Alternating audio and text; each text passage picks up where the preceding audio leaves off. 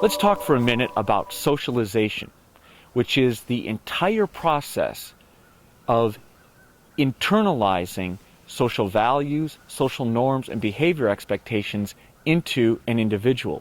It is the process whereby a biological Homo sapien is turned into a culturally informed member of society. Now, sociologists recognize the significance of biology and genetic makeup for providing the building blocks of human character. But we focus on how society and social experiences change that biological and genetic makeup into a finished human being. Like Herbert Spencer, we recognize that the impact of socialization experiences fundamentally transforms human beings, and that if we build good socialization practices into human society, that we can literally build better people. Now, your textbook walks us through the writings of Charles Horton Cooley, George Herbert Mead, Sigmund Freud, and others, all of whom talk about complex mechanisms of socialization. Now, in both traditional and modern society, the bulk of socialization takes place through imitation of others and identification with others. Children identify with parents, with friends, with siblings, with teachers, and then model their behavior on the actions that they see. They also engage in complex role-playing activity that is described by Cooley as the looking glass self and by George Herbert Mead as the process of taking the role of the other. I want to emphasize the role that physical punishment plays in socialization in both traditional society and modern society. The slides walk us through the argument that in traditional society there's a fundamental view of human nature as being essentially evil. This is especially true of the Christian European West, the location out of which modern society emerged. Now, this idea that human beings are evil means that the process of building a good person is largely a process of repression, suppression, and punishment. Now, in modernity, this view continues, but a second, more positive view of human nature emerges. In this view, human beings are essentially good, and that the socialization process is one of releasing the internally good qualities of human being rather than beating out the bad. In summary, then, the differences between traditional repressive socialization and modern, more progressive socialization can be summarized as follows. The agents of socialization, the institutions responsible for socializing children, are different. They're authoritarian in character in traditional society and more democratic and open-ended in modern society. Traditional socialization is considered quite sacred in traditional society and relatively unsacred in modern society. The techniques of socialization focus in on punishment and discipline in traditional society, whereas more open-ended projects and inquiry dominate in modern society.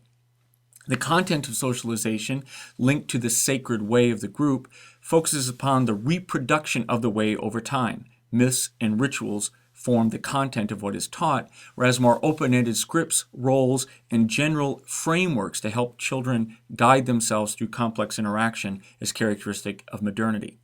A successfully socialized person in traditional society is obedient, rigid, and conforming to the ways of the group and will help perpetuate the group over time. A successfully socialized modern person, on the other hand, is self-directing, adaptable, and innovative and will help alter the society in progressive ways. Let's turn now to discuss the book Beating the Devil Out of Them by the sociologist Murray A. Straus. Now, Straus walks us through the negative consequences for modern children of having been administered traditional forms of socialization. Beating and physical punishment and spanking are traditional socialization practices, and that may well work to socialize people into a traditional society. Young children are almost universally spanked.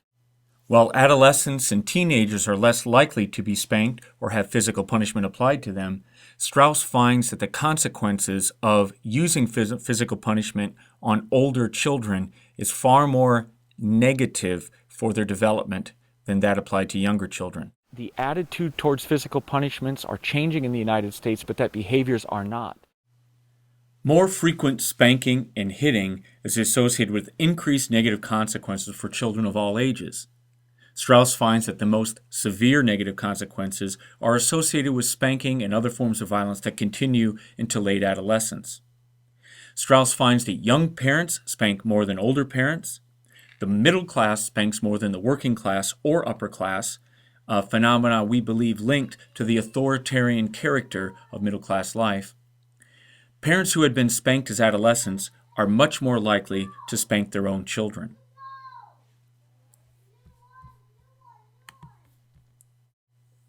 Now you can read the online slide series yourself and actually see the tables and charts that Straus produces. His research indicates that if you spank or hit your adolescent child, you increase the probability that he or she will be clinically depressed as an adult, especially if she's a girl. Think about committing suicide as an adult, especially if she is a girl. Physically abuse his or her own children, especially if he's a boy.